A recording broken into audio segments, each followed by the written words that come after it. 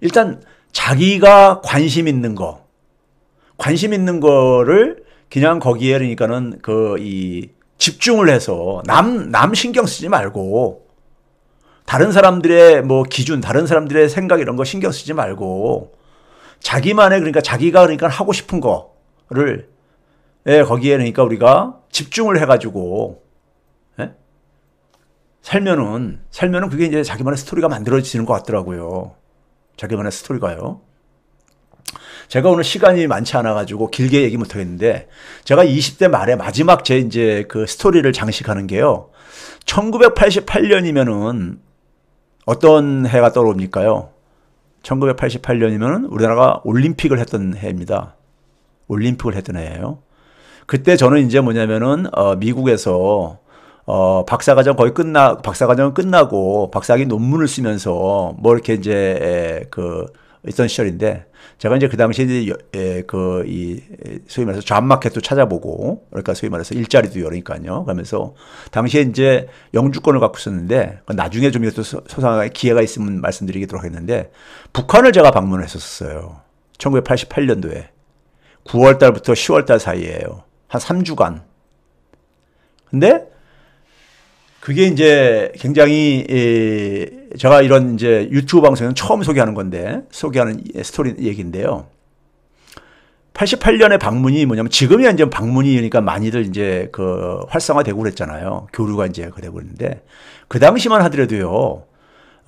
소위 말해서 학생 운동권에서 제일 최초로 공식적으로 방문한 게 89년도에 임수경 양이라고 뭐 국회의원까지 했었죠. 방북한 거 전대협 대표로 해가지고 그 임수경 씨가 방문함보다 1년 전에 제가 이제 먼저 간 거예요. 1년 전에 갔던 겁니다. 그러니까 그때 이제 그거는 합법적으로 북한에서 초청을 받아가지고 갔었어요. 그게 가능했던 게 뭐냐면은 87년도에 우리가 소위 말해서 60항쟁이 있었고 그리고 뭐냐면은 이제 88년도면 어떤 해냐면요. 소위 말해서 이제 그러니까는 이 노태우 정권이 들어서고 노태우 정부가 북방 정책을 추진하면서 북방 정책이라는 것은 뭐냐면은 중국이나 소련에 대해서 뭐 이 수교 관계도 추진하고 하겠다는 뭐 이런 식의 이제 국정 목표였었는데요. 그러면서 미국에 있는 그러니까 해외에 있는 그러니까 교포들 중에서 영주권자 이상자들한테 대해서 그러니까는 북한 방문을 허용을 했어요. 뭐 신고만 하면은. 그래서 이제 합법적으로 제가 방문을 한 적이 있어요. 그래서 저는 뭐냐면 제가 이제 왜 이런 얘기를 하냐면은 제가 대학 다닐 때 이제 저는 통일운동을 좀 했었습니다. 통일운동을요. 저는 대한민국의 민주주의 문제가 저희 때는 그러니까 뭐 학생운동이 민주화 운동에 학생들이 제일 최전선에서 있었는데 저는 대한민국의 민주주의가 이렇게 짓밟히는 이유가 분단 때문이라고 생각을 했고 소위 말해서 통일과 민주주의는 그러니까 동시에 완성이 되어진다 이런 생각을 갖고 있는 사람이에요. 지금도 그건 변함이 없습니다. 통일되기 전에는 그러니까 저는 완전 독립이 됐다고 생각하지 않고요. 그러니까 여전히 지금 뭐냐면 우리는 이 불완전한 독립 상태에 있는 것이고 그래서 그러다 보니까는 소위 말해서 이 구조적인 적폐들 특권층 카르텔이 이렇게 형성되어 있는 것도 분단 체제 때문에 저는 이게 존재하고 있다고 생각이 들고요. 그래서 통일과 민주주의는 저는 동시에 완성된다고 보는 사람입니다. 동시에 완성된다는 사람이고요. 그래서 저는 뭐냐면은 제가 이제 대학생 때 전국 대학생 통일문제연구협의회라는 그 당시 말해도 그러니까 학생들은 공부하는 존재니까 연구 동아리죠. 그 당시는 이제 뭐 서클이라고 했는데 전국 대학교 서클을 만들어가지고 했었고요. 해다가 80년도 전두환 때 그것 때문에 엄청 당했죠. 깨지고 제가 살면서 가장 심한 소위 고문을 당했던 게 87년 5월 달이었었습니다. 5월 달이었었고 그런데 그 당시 이제 그러니까 통일 문제에 관심이 있다 보니까는 제 눈으로 좀 이제 확인하고 싶었던 게 있었던 거예요. 젊은 이제 그러니까 이 소위 말해서 공부하는 학문을 하는 사람 입장 속에서 물론 북한에서 나온 서적들도 많이 있었지만 미국 도서관에 보면요. 김일성 전집이 웬만한 대학 도서관에 다 꽂혀져 있습니다. 영자로 된 것이요. 꽂혀져 있고 그러는데 뭐 주체사상도 마찬가지고요. 근데 저는 제 눈으로 북한을 제가 직접 확인하고 싶었었고 북한의 지식인들하고 좀 대화도 해보고 싶었어요. 그래서 제가 이제 그 방문을 한 적이 있습니다. 당시에 이제 그 노모인 어머님을 모시고 저희 어머니 부모님이 함경도가 고향이신 분이라 가지고 어머니를 모시고 그리고 저는 가가지고 그쪽에 이제 그러니까는 그 소위 말해서 지금 이제 조평통이라고 하죠. 이쪽 관계자들, 정부 관계자들이라든가 아니면은 그 다음에 이제 그러니까는 뭐 이제 학자들, 김일성 대학의 교수들 만나서 이제 토론도 해보기도 하고 뭐 제가 그 내용은 지금 뭐 상세하게 다 소개할 수는 없고요. 그러니까 그 당시만 제가 이제 미국에서 갈 때만 하더라도 미국에서 일본 나고야 공항을 거쳐서 북경 공항을 통해서 평양에 그러니까는 민항기를 타고서는 이제 순천 아니 어디입니까? 저기 평양으로 이제 들어가는 이런 길이었었어요. 근데 제가 갈 때만 하더라도 이 북경 공항에서 같이 들어가는 이제 조선 민항기를 기다리는 사람들이 있는데 교포가 한 열 몇 분 있었는데 전부 다 나이가 60이 넘으신 분들. 그러니까 마지막으로 그러니까는 이제 그러니까 이 저기 형제라든가 부모님들 만나기 위해서 하는 분들 나이가 많으신 분들이었어요. 저만 젊은 사람이었어요. 그래서 저를 굉장히 걱정을 했습니다. 그분들이. 자기들은 이제 그러니까 마지막 이제 남은 소원이라고 해가지고 유서 쓰고서는 지금 북한 방문하는데 미스터 첸은 지금 나이도 어리고 또 한국에 돌아갈 그 계획도 갖고 있는데 그러다가 저기 저 불이익 보고 피해보면 어떻게 하냐고 그러더라고요. 근데 저는 20대 때 내가 그러니까 합법적으로 가는데 내가 그걸 가지고 불이익을 본다면은 내가 그거 맞서 싸워야 되는 문제이고 그렇게 20대 때는 굉장히 패기가 좀 만만했습니다. 패기가 만만했어요. 그렇게 해야지만이 그러니까는 제가 뭐 그러니까 뭐 불법적으로 하는 것도 아니고 정당하게 하는 것에 대해서는 내가 그러니까 만약에 그거 가지고 불이익을 본다면은 그건 맞서 싸워야 된다고 생각을 했고요. 그러니까 제 얘기는 뭐냐면은 20대 때 그러니까는 그러니까는 그 남들이 안 한 것들을 저는 이제 그러니까 제가 하고 싶은 것들을 경험을 한 거예요.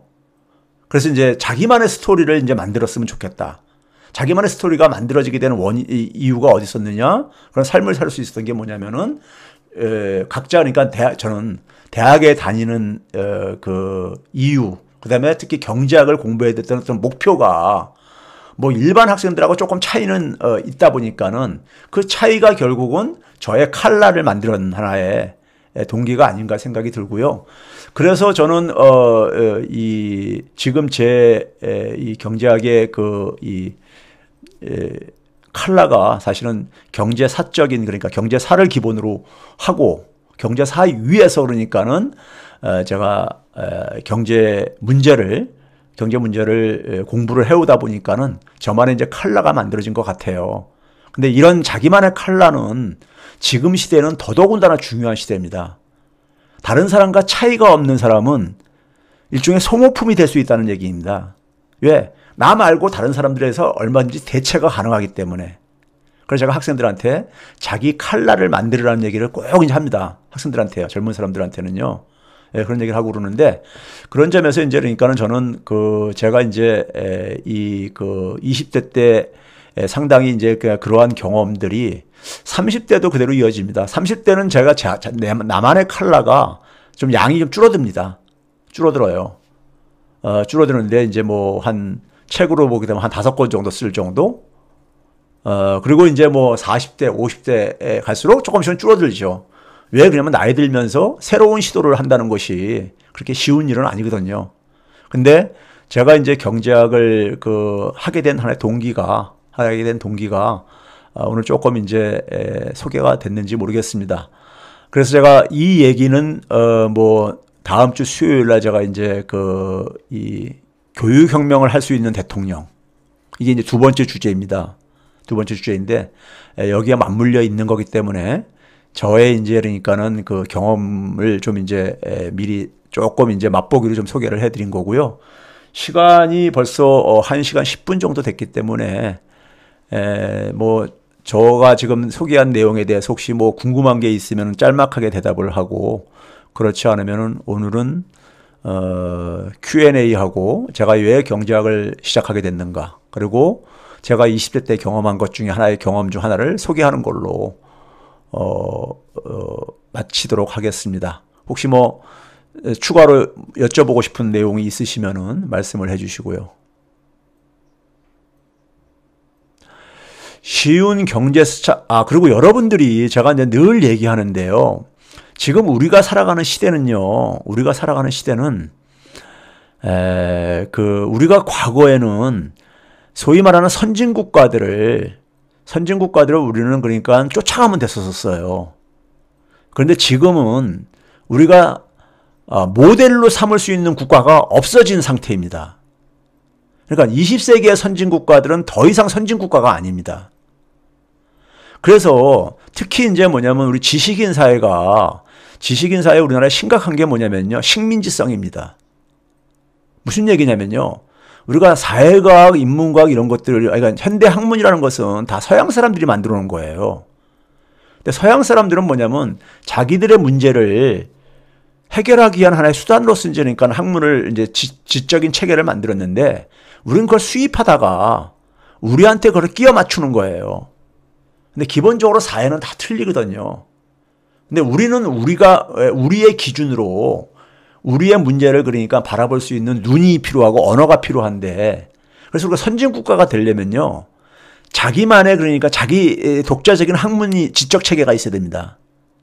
그래서 여러분들이 볼 때는 저의 그러니까 경제학적인 하나의 뿌리가 뭐냐를 잠깐만 해가지고 MMT론을 얘기하시는 분도 있고 궁금해하시는 분이 있는데, 저는요 사실 기존에 그러니까 서양 사람들이 만드는 학문을 대체적으로 다 섭렵을 했습니다. 섭렵을 했는데 거기에 정답이 있지 않더라고요. 아까 제가 니카라과 산디니스타 혁명을 제가 잠깐 소개한 적이 있는데, 그때 제가 플레이보이 잡지의 그 인터뷰 기사를 보면서 하나 좀 감명받았던 게 뭐냐면요, 그 전에 제가 그런 생각을 막연히 했었지만은, 니카라가 이제 올테가한테 그 혁명군 이제 그러니까 이제 소위 혁명정부의 수반이 될 사람한테 그 기자가 아주 그냥 직접적으로 질문합니다. 당신은 소셜리스트냐, 커뮤니스트냐 이렇게 물어봐요. 사회주의자냐, 공산주의자냐요. 그러니까 올테가가 뭐냐면 자기는 소셜리스트다, 맞다 그래. 그럼 당신 정부가 그러니까 이 사회주의 정권이냐? 그러니까 아니다 그래요. 왜 아니냐 그러니까는 자기들 정부에, 그러니까 제가 기억하기에 지금 정확한 기억인지 모르겠는데, 교육부 장관 하는 사람은, 저 사람은 뭐냐면은 소설가 출신인데 저 사람은 리버럴리스트라는 얘기예요. 그리고 그다음에 자기 정부에 문공부 장관을 하는 사람이 있는데, 문공부 장관은 해방신앙이 꽤 있었기 때문에요. 근데 이 신분은, 종교를 갖고 있는 사람은 기본적으로 유물론자가 아니지 않냐. 그러면 니네 정부는 뭐냐는데 거기 쭉 풀어서 얘기를 했는데, 제가 이해하기에는 그러니까 산디니스타형 민주주의다 이거인 거예요.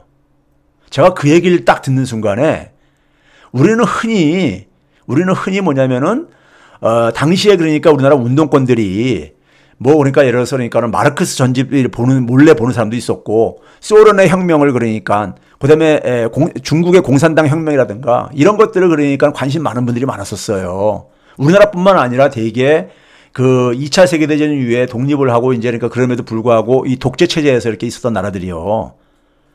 그런데 베트남 혁명도 마찬가지고요.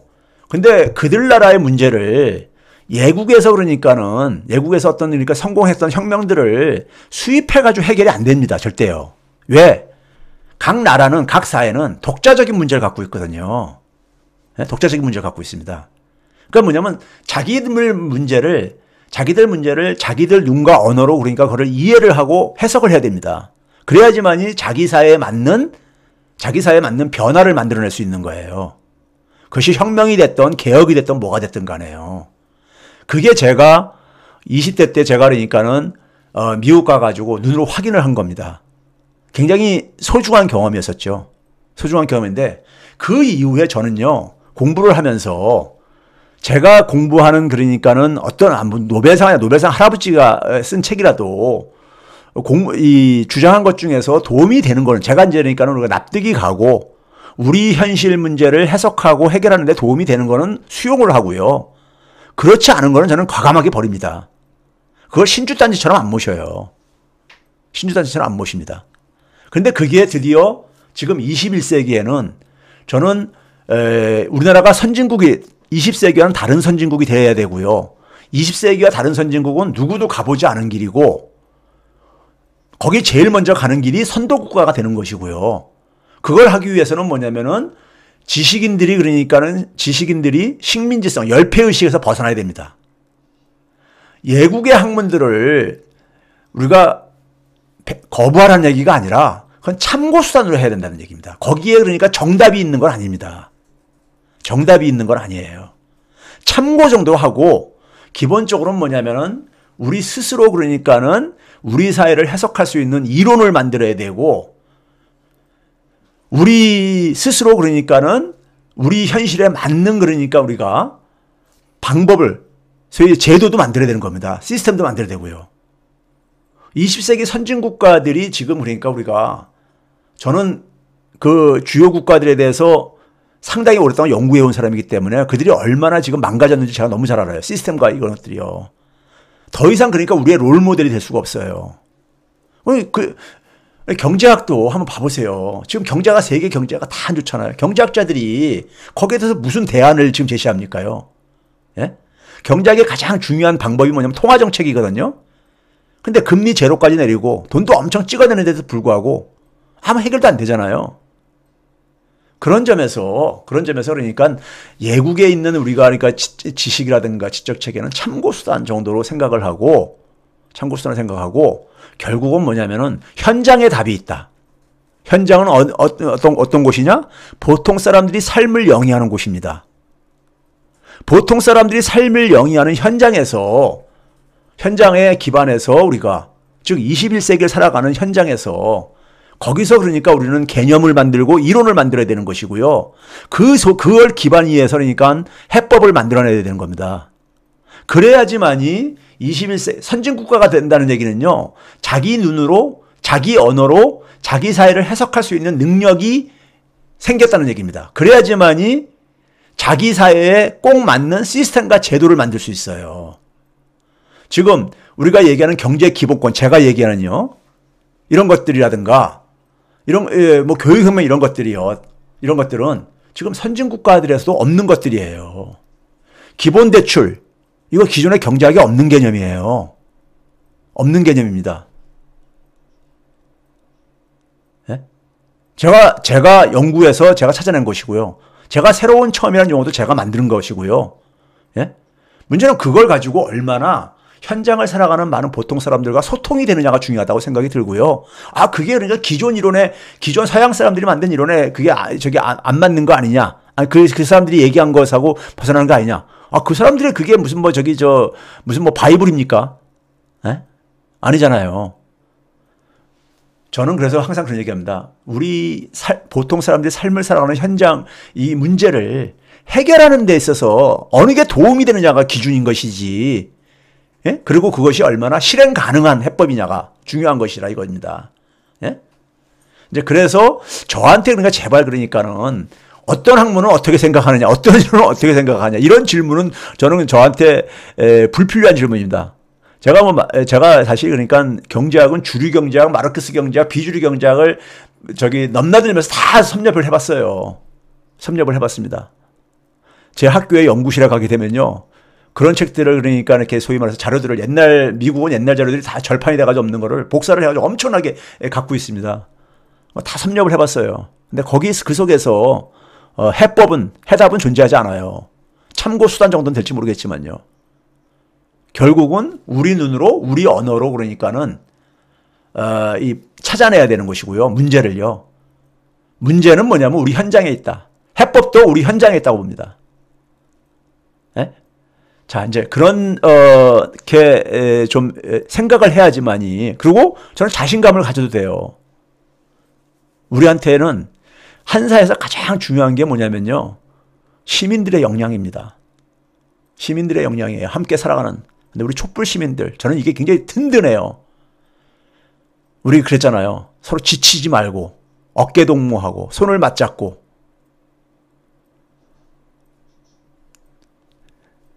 함께 가자고요. 근데 우리는 그게 가능한 게 뭐냐면요. 우리들은 자녀들에 대해서는 자녀들 생각하면 그러니까 없는 힘도 나오는 국민이에요. 우리 자녀들이 살아갈 곳이잖아요. 우리 자녀들이 저는 꿈을 꿀 수 있는 사회. 그래야지만 대한민국의 미래가 만들어지고요. 그리고 우리 사회의 적폐의 뿌리는요. 적폐의 뿌리는 어디냐? 일제입니다. 일제예요. 일제. 예? 그래서 우리가 소위 말해서 그러니까 토착 예구하고 할 때 싸움이다 이런 얘기 하는 이유가 한일전이다 하는 이유가 예? 이거 우리가 이길 수 있는 게요. 일본 지금 엄청나게 망가지고 있습니다. 국가적으로는요. 근데 우리 안에 그러니까는 토착 예구들은 저는 그한테 우리 촛불 시민들이 이길 수밖에 없다고 보는 게요. 한일전에 있어서는 우리 국민들은 슈퍼맨 같은 힘들을 발휘하거든요.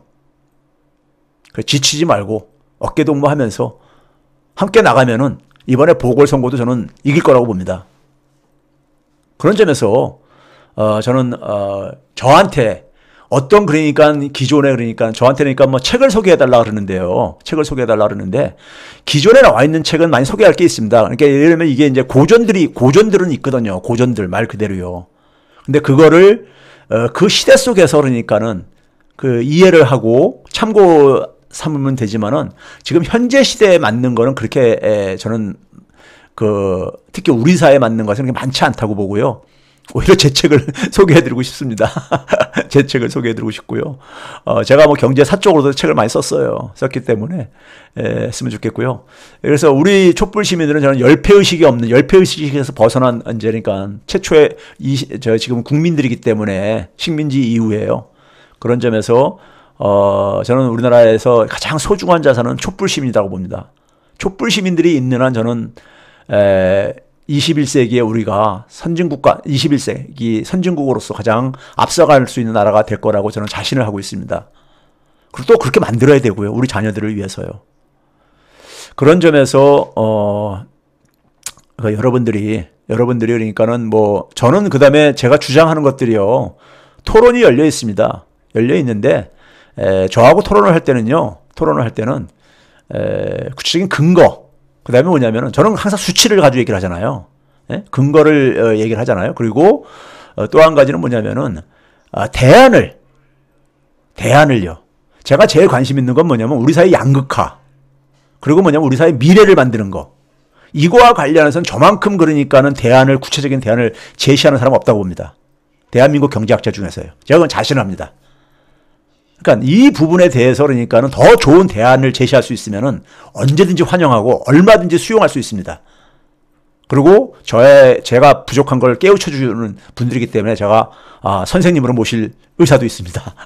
그런 점에서는 그러니까는 뭐 토론은 좋은데 너무 그러니까는 과거의 이 경험에 본인이 묶여 있으면요 본인한테도 별로 좋지 않습니다. 그건 생명이 다 소진된 거기 때문에 그 속에서 빨리 벗어나기를 저는 오히려 권유드리고 싶고요. 그런 점에서 제가 이 고전 물리학과 양자역학의 차이, 이 주류 경제학이 고전 물리학 방법론에 기초한 거고요.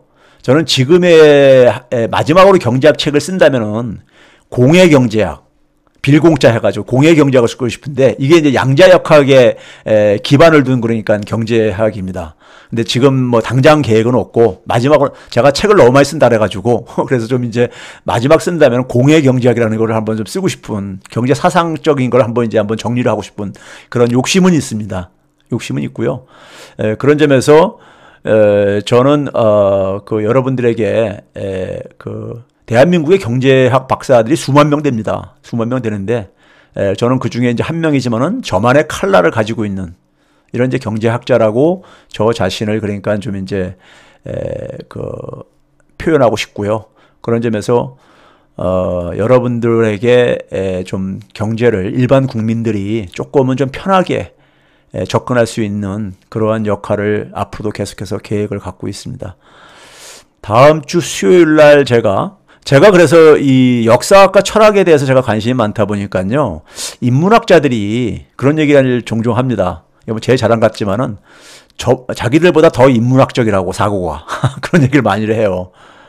그런데 저는 제대로 하면은 모든 학문은 그러니까는 인문학적인 사고를 가질 수밖에 없다고 봐요. 인문학적인 사고가 없는 사람은 제대로 사회과학과 자연과학 할 수 없다고 보는 사람입니다. 그게 제가 공부한 경험의 결과입니다. 그래서 저는 인문학적인 하나의 토양은 모든 학문에 있어 사회과학과 자연과학의 저는 기본적인 하나의 토양이라고 생각을 하고 있는 사람이기 때문에요. 그런 점에서 제가 가지고 있는 경제학의 차이가 그런 데서 비롯되는 게 아닌가 생각이 들어요. 그래서 비롯되는 게 아닌가 생각이 들고요. LH 사태 때문에 굉장히 많이들 국민들 상처를 받았을 텐데요. 이게 우리 삶의 미시적인 영역까지 우애가 다 부패하고 썩다 보니까는